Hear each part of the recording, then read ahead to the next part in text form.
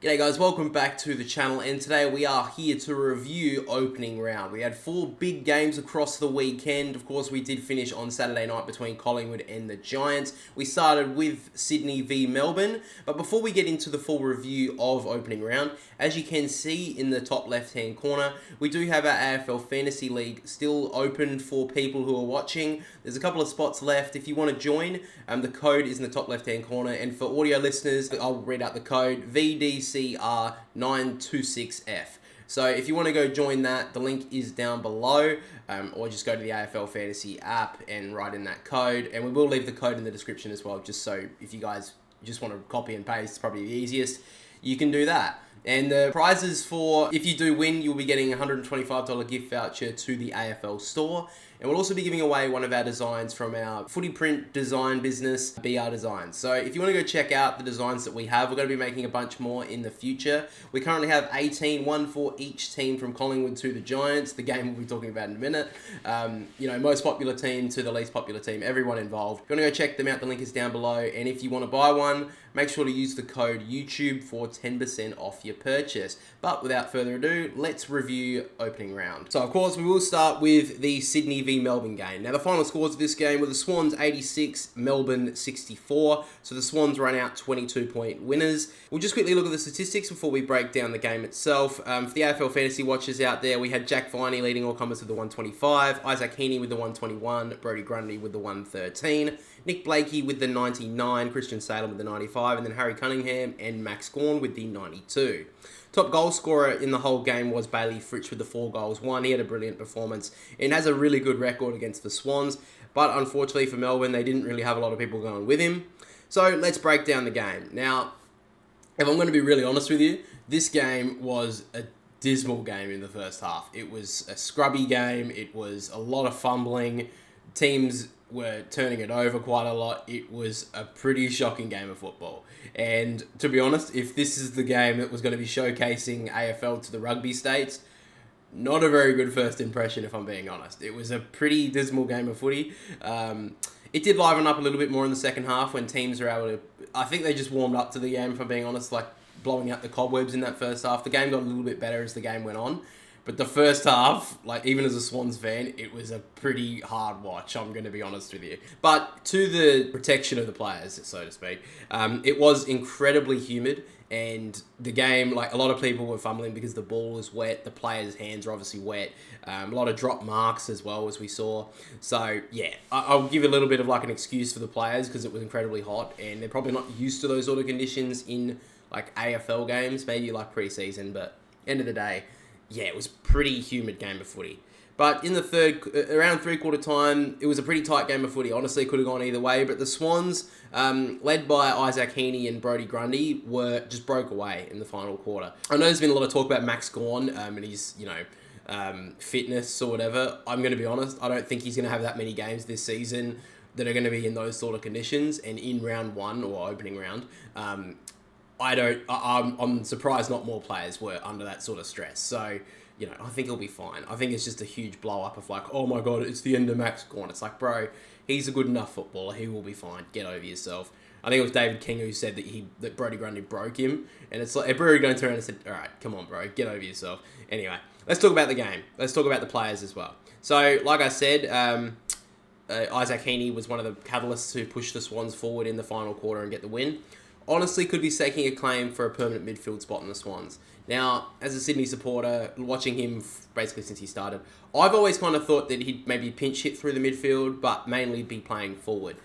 This game's kind of changing my mind a little bit. I think that he honestly could be a big-bodied midfielder for the Swans, which they've been crying out for a while now. Now, obviously, they went in the off-season to recruit Taylor Adams to try and help with that. Obviously, he's injured along with Luke Parker and Callum Mills. So I think that Isaac Heaney will be in there for the first month at least. If he stays there longer, we'll wait and see. I think he can definitely deserve a spot in there. He was brilliant on the weekend. And I think that he very well could have that spot locked up. And I think in the final quarter as well, I think he really, was a real catalyst to get the Swans over the line. So it was a really good performance from Isaac Heaney playing in the midfield. And I still think he's probably a forward, in my opinion, but if he can go through the midfield like that and play that sort of stuff, maybe we'll have to change my mind about that. Honestly, I think he was best on the ground, in my opinion. Let's go on and talk about Brodie Grundy. Now, obviously, there's been a lot of talk about Brodie Grundy the last few years. Obviously, going to Melbourne from Collingwood, trying to play him forward, stupid idea. A little bit his fault. He shouldn't have gone to Melbourne to begin with, but I do understand that Melbourne promised him a lot, and obviously that didn't work out. He goes to the Swans and was a massive performance. I mean, what was it, 6 to 8 months ago, this guy was playing in the VFL, and on Thursday night, he kind of showed everyone why he is he was an All-Australian, was regarded as one of the top 2 ruckmen in the comp. Had a massive performance. He kind of took a little bit to get into the game, if I'm being honest. I think Max Gawn had him well held in the first quarter and a bit. But I think Brodie Grundy just had a light go off in his head. And in that second half, he had a massive performance for Sydney. And I don't think Sydney have had a ruckman like Brodie Grundy really ever, if I'm being honest. I don't think, even when the Swans won in 2012, it was Mike Pike and Shane Mumford. I think both of them are very different ruckmen to what Brodie Grundy can bring. And I think the modern day ruckman now is kind of almost used as an extra midfielder, and Brodie Grundy just brings that in spades. And Sydney basically got him for free, if you're being honest. Like, he didn't go for much from Melbourne to Sydney, so he had a massive performance, smashed it in the ruck, and I as a Swans fan, I am super excited to see how much Brodie Grundy can do this year for Sydney. Looking on the other side, talking about one more recruit, James Jordan, I thought he had a really good game. Kind of worked into it, a bit quiet in the first half, but I think just got better as the game went on. I think it was 76 fantasy points for James Jordan. So he's only priced at 454, I think. So don't be too concerned about that. Obviously, in opening round, they didn't have the scores. So if anyone's wondering why that didn't work, it hasn't started yet. It starts in round 1. But I think that he played really well, especially in the second half. And yeah, I think he's definitely a really good recruit for Sydney. About the 3 tall forwards for Sydney. Now, it didn't really work on Thursday, but like I said, it was incredibly humid. It wasn't there for the tall forwards, for both sides, really. I mean, Hayden McLean got on the board. I think he kicked 2 or 3 goals. He didn't light it up, let's be honest. So that's I didn't really work. I still want to see it in the next couple of weeks, see how it can go. Joel Amati did get subbed off, but like I said, I kind of was watching the game, and it's like he's going to get subbed off because Sydney can't play with 3 talls, and Logan McDonald a little bit more agile than Joel, so I understand why he got subbed off in the end. Let's talk about Melbourne. So Bailey Fritsch kicked the 4 goals, like I said. He had a good performance, but there was just no other way to go, other than Bailey Fritsch in this game. And to be honest, he didn't have the best first quarter in a bit. He did work into the game as well and got them back into it. But the only other goal from a player from inside their forward 50 was Jacob Van Rooyen's goal when he fluked it off just below his knee. So their other goal scorers, I believe, were Jack Viney. Christian Petrarca got on the board, I believe, as well. It's just going to be tough to see how Melbourne find an avenue to goal this season. Josh Shackey did nothing. I love there was a lot of jokes over Twitter and whatever about how Josh Shackey's lucky that he's still on the AFL list. A bit harsh, but I don't know how that Melbourne, they got to sort out their forward line. They conceded 86 points against Sydney in a humid, scrubby game of footy. If their defence doesn't hold up, I think there's some real concerns for Melbourne this year. It's only opening round, so we'll have to wait and see for the next couple of weeks, but they struggle up forward for a while now. That's been well documented, and if they don't find an avenue to goal, other than Bailey Fritsch, they're going to struggle this year. But let's get back. So, of course, I think we've mentioned it a couple of times on the channel. Maybe if you are new, you wouldn't know, but we do have the Boundary Riders medalists. So, very similar to how the Brownlow works. Obviously, this is a lot more important. The Boundary Riders medalist, we give votes to every single game of the season, the 3-2-1 voting system, best player on the ground. That doesn't necessarily mean it's going to be the most disposals on the ground, like the Brownlow is really focused on, midfielders. This is focused on, the players. Defenders can get 3 votes. I remember last year Harry Cunningham got a vote in a game because he played so well on Charlie Cameron in the Swans game against the Lions. But, of course, the midfielders can, and this is the start of it. So, we used to do the votes on the podcast, but now we've got the review series here. So, that's where we're going to be doing the votes this year. So, for the first time, let's get into the votes for the first game. So, 3 votes went to Isaac Heaney, 2 votes, Brodie Grundy, and the 1 vote went to Jack Viney. Jack Viney, by far, was Melbourne's best, especially through the first half. He was arguably the most cleanest player on the ground, and he was able to get on the scoreboard as well. And I think if Melbourne are to perform well this year, the midfield's going to have to really step up on the goal department as well. They need to be almost carried by their midfield to kick goals. They need to have at least two of them that kicking 20 plus at this point, because their forward line is pretty dismal, if I'm being honest. But let's move on and talk about the second game, Brisbane versus Carlton. What a game this was. I obviously did stream it. You probably may have seen a couple of clips on YouTube Shorts or on TikTok or whatever, but it was a really interesting game. Brisbane absolutely dominated this game in the first half, and it didn't really feel like, a normal comeback, really. It didn't feel like Brisbane just stopped. It just felt like Carlton showed up in the second half. They looked lethargic in the first half. They didn't look like they wanted to be there, Carlton. But early in the third, they just bursted onto the scene. It was a shock for a lot of people. I don't think anyone really saw Carlton coming back at all. I was like, when I went at half time, had a drink, regain my throat, because it's very hard to commentate games for 3 hours. But it was just a very interesting comeback. And, obviously in the end, Carlton ran out winners 86-85. Let's just quickly look at the statistics. Topping the AFL fantasy was Dane Zorko with the 105. Josh Dunkley with the 104, George Hewitt with the 100, Jared Lyons with the 94, Mitch McGovern with the 90, and then Nick Newman rounding out the top 6 with 83. For the top goal scorers in the game, Charlie Curnow kicked the 4 goals straight, and Harry Mackay kicked the 3 goals won. Obviously, I do think that late in the second quarter, things started to kind of change. Carlton kicked 2 late goals, which gave them a bit of hope, and then early in the third, the Blues just blitzed the Lions, and Cottrell got them in front in the third quarter. I think Brisbane went in at 3/4 time with the lead, but Harry Mackay kicking the winner, kind of poetry in motion almost. It was a really good kick. I did not know. I think I even mentioned it when I was doing the commentary stuff. I don't think anyone in Australia knew where that ball was going from Harry Mackay. But it does look like now he does have a set routine. That was the one thing I noticed throughout the match. It wasn't like he would fluke 3 goals. He had a set routine. He had to, take a deep breath, drop the ball on the ground, gather your emotions, gather your thoughts, and then go back and kick the goal. Now, he did shank 1, but the other 3 were absolutely dead straight. So I think there's some good signs for Harry Mackay's goal kicking. Charlie Curnow, I thought, was pretty quiet in the first half, but I think he's well held by the Brisbane defence. But when Carlton were on the comeback, he was their leading catalyst. He kicked 3 goals in the third term, which brought Carlton right back into the game, and I think that he was one of the main focal points to bring him back into it. Paddy Cripps was instrumental in that third quarter to get him back into the game. I just felt like he was quiet throughout the other parts of it.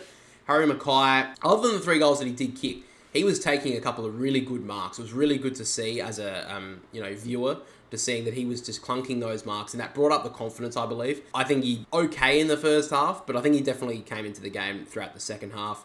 George Hewitt, I do want to quickly mention, I thought he was best on the ground. In the first half, when Carlton were pretty dismal, he was one of the few players who was willing to get up and get under it, get down and dirty, try and get the ball out for Carlton. And I think he was really good in the second half as well. But he was one of the few players for Carlton I can say he had a 4-quarter performance, because I don't think there were many more. Like Zach Williams, I thought was actually pretty good in the first half.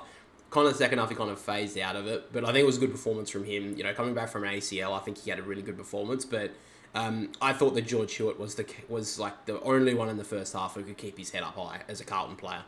Let's talk a little bit about Brisbane. Dane Zorko, really good first half. I think I mentioned it last week in the review that I think he can have a 40-goal season up forward. I still think that's the case. He did kick 2 goals and was probably Brisbane's best player on the ground, if I'm being honest. Him and Josh Dunkley were probably their best.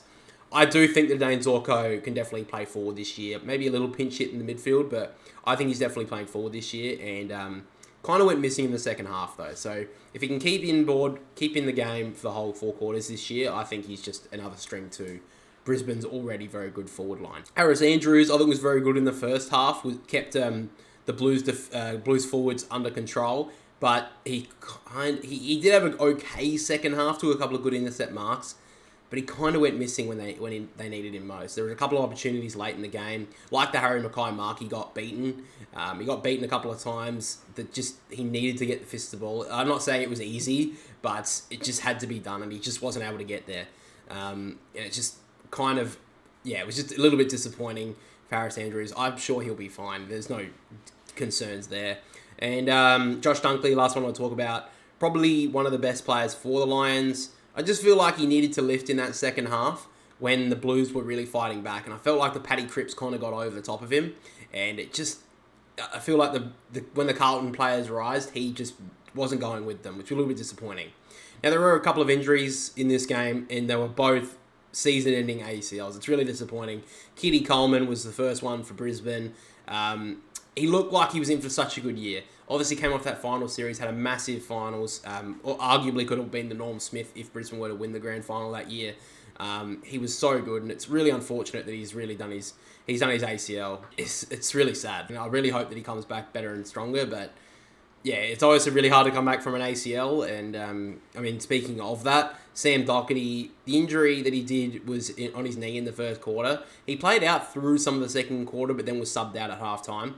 And now it's came out that he's done his ACL. Now, this is his second, I believe, maybe even his third, but I do remember a couple of years ago he missed a whole season with an ACL injury, and now he's going to miss this whole season as well. It's really tough. Like, Sam Docherty, one of my favourite players, inspirational to come back from testicular cancer and come back and play the way he did. And it's just, it's a matter of like centimetres at some stages. If he doesn't get his knee hit, he may be okay, but it's really unfortunate for Sam Docherty, and yeah, hopefully both of them are all good. They'll come back in 2025, but yeah, it's really disappointing for both of them and for their teams as well. They really are important players for both Carlton and Brisbane, so hopefully they can get back. But let's move into the votes. So for the 3 votes, I gave to George Hewitt, 2 votes to Charlie Curnow, and the 1 vote to Harry Mackay. After that, we get to the Gold Coast v Richmond. Gold Coast ran out winners 99-60. Let's talk about the first half, because the Gold Coast were absolutely insane. At one stage, they kicked 11 straight goals. Massive. I think Richmond kicked the first goal of the game, and then Gold Coast piled on 11 in a row. And this was, at half-time, it was a record first half lead in Gold Coast history. It all looks bright and sunny at the Gold Coast. If you didn't look at the third quarter, though, the Tigers came right back. They kicked 6 goals to the Gold Coast 0. Gold Coast did steady in the last quarter, and they were able to hold off the Tigers and, went on to win it. The Suns looked really good. I'm going to be honest, Damien Hardwick looks like he's got him running a good system. But we have to remember, this was against Richmond. I think most people have them in the bottom 4. They were the team this opening round that kind of no one, I believe, that didn't have much hope in this game. I thought this was the easy pick for the Gold Coast to win. A lot of people were saying, it's a bit hard. We don't know what the Gold Coast is going to bring. I kind of thought the Gold Coast would definitely play a lot better for Damien Hardwick against his old side. Next week, they have the Crows up at home. This is the game that we have to watch the Gold Coast, see how they can perform, because I think these two teams could be fighting for those, final couple of spots in the top 8 this year.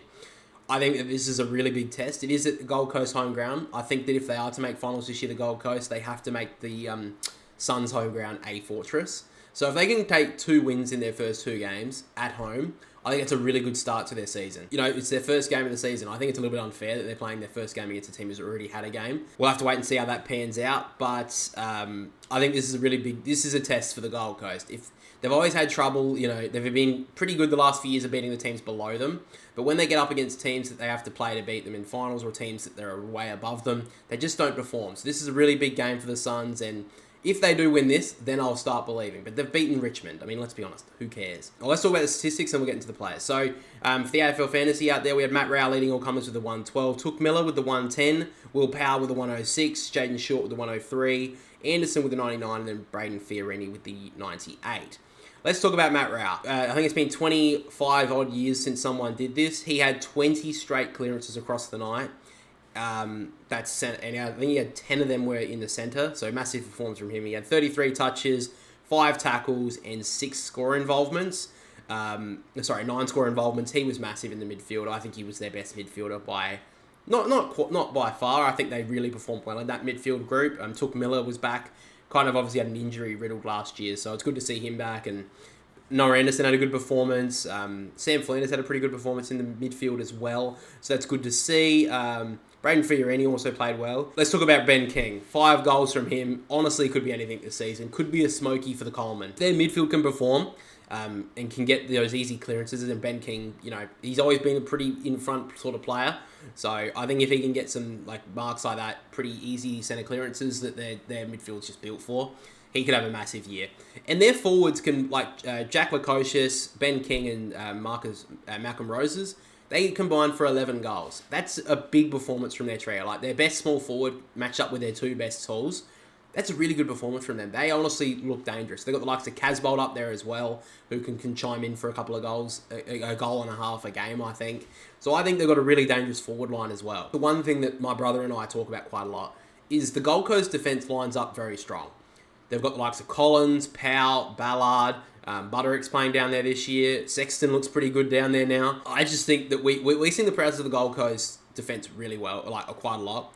And Will Powell, I think, was the best player on the ground. He had 28 touches, 11 intercept possessions, 9 marks, and from the back 50, he had 6 score involvements. So I think it's a massive performance from him. He was my best on ground. Will Powell, I think he's in for a massive year. He's always had a lot of injuries, so if he can have a full run at it, I think he's definitely a chance for All-Australian this year. He's a very good halfback. He's a very good intercept mark. He's different, like Charlie Ballard's, I think, is a very good intercept mark as well. But I think if Ballard can play on the defender, Will Powell can definitely have that role of just being the intercept defender. And I think they're building a very good team. I think that Damien Hardwick, let's be honest, it's not like Alistair Clarkson going to North. He's having to rebuild a whole team, Alistair Clarkson. Damien Hardwick came in with the keys to the castle. He had the list to build a big team. So good start, but we'll see how they go next week, because they've got the list to make finals this year, the Suns, but they've got to start beating the teams around them and above them. So we'll see how they go. Let's get to the votes before we move into the last game. 3 votes to Will Powell, 2 votes to Ben King, and the 1 vote to Matt Rao. Let's move. GWS 2 vs the Collingwood Football Club. The Giants ran away as 32-point winners, 114-82 over the Pies. And the top goal scorer in this game was Callum Brown. 5 goals straight. Great performance from him. The Giants looked really good in this game. They led throughout most of the night. Giants at one point kicked 9 goals out of 11 either side of halftime to blow the game wide open. One stage in the last quarter, the Giants led by 52 points against Collingwood. Even though Collingwood had 7 more inside 50s than the Giants and 3 more scoring shots, they still went down by 28 points, the Pies. I'm not concerned by Collingwood, by the way. I don't think that's going to... This isn't like a big concern, like, oh my god, Collingwood won't make finals after this. I don't think that's the deal. I think that they just got beaten by a better side. The Giants played really, really well. They look like they've built on the system that Adam Kingsley brought. I think that my prediction of them dropping may be wrong again. Maybe I think I had this discussion about Collingwood last year, that they were going to drop out. They obviously went on to win the premiership. The Giants, I said, I think are going to drop. I think I even said they were going to miss the finals. This is a big win. This is a big start. Both of them, had pretty... started around a similar time for the pre-seasons. It's kind of similar to last season how Collingwood beat Geelong, in a way. I'm not saying that Collingwood would have a Geelong year, but Giants jumped them. They had them at home. They were able to beat them up around the footy, and they did really well. There's not much I can say otherwise that the Giants just were... It's a very good performance. And I think one thing that a lot of people have already mentioned, but they were able to find other avenues to goal other than Toby Green. Toby Green only kicked 1 goal the whole night. He was well held by Braden Maynard. They had, like I said, Callum Brown, he kicked 5 goals. Jesse Hogan and Brent Daniels both kicked 4. So, it does show that they do have other ways to go. One player I do want to quickly mention as well is Tom Green. My brother already sung his praises a bunch of times on the podcast. He's in for a Brownlow year. He had 30 touches, 6 tackles, 9 clearances, 9 score involvements. He's in for a big year, Tom Green. He does get into the votes, so that is good to see. Obviously, the Brownlow Riders medalist is a lot more important. Tom, if you're watching, of course, you are a big supporter of the channel, I know. I think you're a Patreon supporter. But no, he's in for a big year, Tom Green. Had a massive performance to start his season. And the Giants, now that I've seen a couple of games of them, their last pre-season game against the Gold Coast was really good, and this is a lot better too. They look like they've got a system ready to go, and I think they can definitely bounce back from their prelim final loss. Maybe even top 4, maybe even a premiership, who knows? I know it's really early to say that, but they've got the list as well to really build something here, the Giants. Lachie Whitfield had a good game as well. 33 touches, 24 of those were hits, 14 marks and 570 metres gained. Good performance from him off halfback. He's going to have a big year, Lachie Whitfield, I believe. I think that, All-Australian's definitely up there for him. He's always a very good ball user. If they can get him getting those disposals forward side of the 50, it's just basically every time he's going to hit someone inside that forward 50. You would want to be leading to Lachie Whitfield if you're a player. It's just a pretty obvious performance. Pretty obvious. Let's talk about Collingwood. Nick Dacos, good performance from him. He had 34 touches, kicked a goal, 10 clearances, 8 inside 50s. And his brother, Josh Dacos, had a good performance. He had 28 touches, 8 score involvements, and 5 inside 50s. Probably the best player for Collingwood, though, I would say, is Darcy Cameron. He was one of the few players who actually won their matchup, if I'm being honest. Cameron had 20 touches, 2 goals straight, 30 hit-outs, and then 5 tackles. I think Kieran Briggs had a pretty good start to the game. It kind of wavered as the game went on. I think Darcy Cameron did win that battle. I think he was one of their best for Collingwood. But if we're going to talk about the best on ground, it has to be the 5-goal performance from Callum Brown. He set the scene at the start. He kicked 3 goals in the first quarter. He kicked 5 overall. I think he really helped out the team because Green, like I said, was well held by Maynard.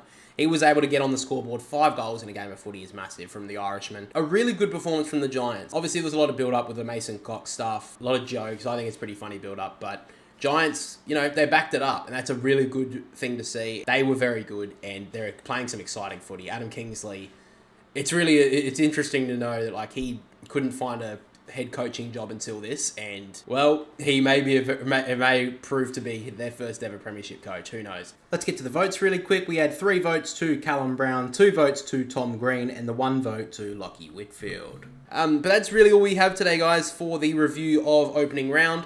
So make sure to like and subscribe if you did enjoy it. If you are listening on Spotify, we do put these out on Spotify because, there's not really many visuals involved. If you liked it, make sure to follow for the podcast or be notified on these videos, episodes as well. Make sure to comment down below how you think your team performed in opening round or how you think your team will perform in the first round. Of course, round 1 will start on Thursday night. Richmond v Carlton, the traditional first round clash will begin. And like I said at the start of the video, we do have a few spots in our AFL Fantasy League, so make sure to join it. The code is up in the top left-hand corner. It will also be written down below. So thank you for watching, listening. We will catch you all next time.